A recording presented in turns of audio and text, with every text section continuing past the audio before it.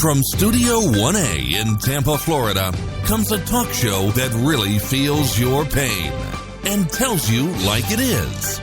We love America and all that freedom-loving Americans want to protect. Live from coast to coast and on your radio, it's For the People with Keith Allen. We'll help you survive this thing called life. We're for the people. Whatever your source of stress or strife, for the people is there. Well, hello, ladies and gentlemen. I am Keith Allen and proudly welcoming you to this Wednesday's edition of For the People on March the 8th, 2017. We got a big show lined up for you, and if perhaps you are an Elvis fan, are you a fan of Elvis? Come on, everybody likes Elvis Presley. Well, we're going to be talking with Tom Brown to talk about the upcoming festival and the legacy of Elvis Presley. And by the way, Tom is the co-founder of Nashville Elvis Festival and longtime host of Graceland's Elvis Week and Tupelo Elvis Festival, and the former vice president of the original production for Turner Classic Movies. So very interesting conversation, and we will actually include some Elvis music, and some of you haven't heard Elvis music in a while, so we're going to crank it up a little bit so you can kind of, remember when Elvis was making some pretty big music. Walking through a party in the county jail. The prison band was there and they began to wail. The band was jumping and the joint began to swing. You should have heard this knocked out jailbird sing. Let it rock.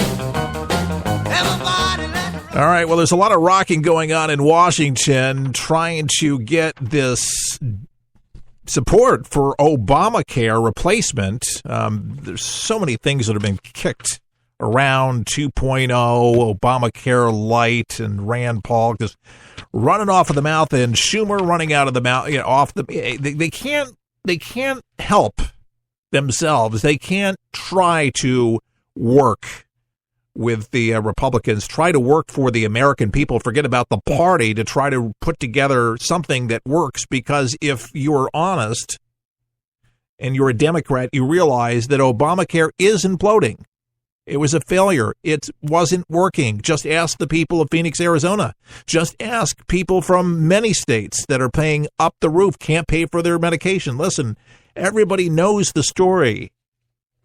We have to repeat the same things, it seems like, over and over again. But these people, it's politics. Even Ohio Governor John Kasich, he put out a statement. He's coming around, though, while he opposes Obamacare, phasing out medical coverage without a viable alternative is counterproductive. He called on both parties to work together. Imagine that, to work together. I mean, that is some common sense. John Kasich. And he's come around finally. I mean, he doesn't agree with everything that Donald Trump, obviously. But he came to the White House, sat down, had a meeting with Trump. Many people need to get on board, and you don't have to exactly be on the Trump train, but you need to get on the American train. Americans need a health care plan that is affordable and covers their expenses, where they can choose their doctor. It needs to be fair, and it needs to be competitive. The Freedom Caucus has a bylaw that compels its members to vote as a block if 80% of its 40-plus members feel the same on a given issue, more than enough to derail the legislation. Representative Mo Brooks of Alabama said Tuesday that he doesn't think Ryan has the votes unless he draws Democratic support, according to The Hill. On Tuesday, which would be yesterday, Ryan said that he could guarantee the bill would get a majority of 218 votes to pass the House. Very optimistic. Trump has to sell it. I mean, Ryan, all the Republicans that are aboard on this need to sell it, but it needs to be made right. Even Obama, on his way out, said, in his words, that if you could lower the prices, if you could get better and do better, then he'd be all for it. It's not an easy thing. It's a lot of numbers. It's big pharma. And you got all the states involved, and you got multiple insurance companies. And to get a handle on all of that, it's going to have to be right. This one cannot be rushed. The language has to be perfect, but for idiots to just sound off right now and just say that this thing is 2.0 and it's this and that, it's those that are saying that, they haven't even read the whole thing. And because there are certain things in it that actually make sense in Obamacare. I know it's painful to say it. One of the big ones was that was important to Obama, that if you were a young one, that you were going to college, that you still could be insured under your parents' insurance, which was a good deal. That was a common sense. So big deal. If you want to call it 2.0 or whatever it is, Americans, I think, just want a deal to where they're not getting gouged. There's more competition, and it's healthier for everybody, literally. I mean, these price gouges are just hurting so many people. I talk to so many people every month that tell me that they have to make the decision. It's painful as to what kind of medication or what they're going to take. Heart medicine, I guess you would think it's number one. But cutting out various insulins that they take because some of it's very expensive if you have a certain type of diabetes. And you're taking more than one. It's not cheap out there. It's just not cheap. And I really hope that those that are squabbling right now will really think about its people. But that's the problem. It has been the long-standing problem with a lot of those that we have sent to Washington. They just seem to have this disconnect. Once they go to Washington, they forget about the little people. The people that voted them into the very office that they hold. And then they forget all about it because they're in office. This is not good. This is a work in progress. We have to be reminded of that, and I really appreciate Tom Price, Health Secretary. He, I thought, did a remarkable job to explain all of what was going to happen and what they were trying to do. He says this is a work in progress and it continues to be so. It's a rough draft. It's a first draft. And so don't buy into the hype of so many right now just saying it because it's not finished. It's not done. It's not been penned. It's not been signed off on. It's been touted. People have to look at it. They have to examine it. And then it'll be voted on right now. I think the president, everybody's open to suggest you got an idea, pass it along. Take credit for it if you want. But it's so counterproductive for those that are just trying to fearmonger. So many. Scaring the elderly people, which is just the terriblest thing you can do, that are on little incomes. They have their money counted out just right to pay their bills so they can live at home and enjoy somewhat of their retirement in their golden years. And then they go and scare the bejeebies out of these poor folks, and that's a shame, and rattling their cage, and that's not a good thing. And you don't want to rattle people's cages, but they know how to play that card. They know how to get people upset. I say, call your congressman and tell him to get this deal done. Call Congress today. Call your congressman and tell him, and I'm telling you, the calls mean something. They mean something. Many of you can make those phone calls. Many of you can do something. And we encourage you to get involved. This is how you get involved with the process. This needs to be a bipartisan effort. This needs to happen in the right way, in the worst way right now. But there's so many people that are hell-bent hell-bent. Oh, well, if Obama couldn't get it done, well, what makes you think that Donald Trump can get it done? And God, I'm not going to help that awful man. I mean, come on, folks. They're not going to be too helpful.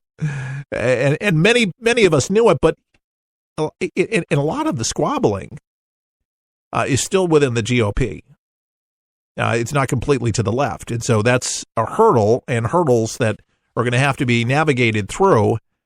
But it is encouraging today, at least for me, this Republican, to see even John Kasich, who is not a staunch supporter, but realizes this makes sense for all people. That's good common sense. And you know what? That's good politicking. But that's good for the American people. Even he gets it, because it's going to affect his state, his people. And if you really do give a darn about your folks, your constituents, you're going to do the right thing. So call Congress. Do it if you've never done it before. Just call the switchboard, ask for your senator. You might not get him, but you'll get somebody that'll pass the message. They'll take the message and will say thank you. And it's a kind of a cool thing, and know that your voice was heard. They'll write down your name. They'll tell you where your state is, where your county is. They'll pass it along to the senator so they see it. So many of you can do that today, and I would do it now. And if you're very concerned about it, and if you saw your premiums go up and you're one of those seniors, or you're one of those people who don't even have to be a senior on these medications, and your health care is going up, and you want a deal, and you don't want this to just linger on forever, because many people are saying that the left is going to try to pull out these stops to where it's going to take years to get done. Folks, people can't wait years. They can't wait years. Just like veterans cannot wait years in line. They can't wait. Don't have time. Can't do it. So again, if you got some time, I'm doing it. You need to do it. Call your congressman. Casey Anthony, we've been talking about this last couple weeks. The judge came out and said that he had his theory. Then Casey came out after 9 years, and it sounds like all these people are coming out. And then after the explosive Casey Anthony interview, her dad came out saying that his heart hurts even more now. And this is his attorney revealed yesterday after this poor man's daughter, well, what she did was just deplorable. He knows it. Casey seemed to cast some of the blame on the police in the death of her little girl, Kaylee. Nearly 6 years have passed since the jury of Florida cleared Casey Anthony of murdering her 2-year-old daughter. And then a statement to People from their attorney on Tuesday this week, Cindy and George Anthony said their daughter forced them to return to a tragic time in their lives from which they had tried to move forward. The statement also, George, who continued to try and move forward from his tragedy, who was vindicated on multiple occasions, is once again forced to relive the hints, the rumors, the lies, the allegations that are being made by Casey Anthony. Yeah, I can imagine as grandparents and as parents to her, she's just not a very classy person. She's showing her ass, if you will, to people that already know that she knows what happened. I said yesterday that forensics were able to do air traces and knew that little Kaylee's body was in the trunk of her mother's, driving her around when she got rid of the body. Not a very nice person. Unbelievable. Casey Anthony on the loose. I don't know why. She's compelled to come out here. I guess she's got to make herself feel better. Maybe she feels like she can make some money. There's an opportunity. I just think it's an opportunist type of thing where now she can be a celebrity of some kind. Believe it or not, there's people that think she's not guilty. Well, she was vindicated.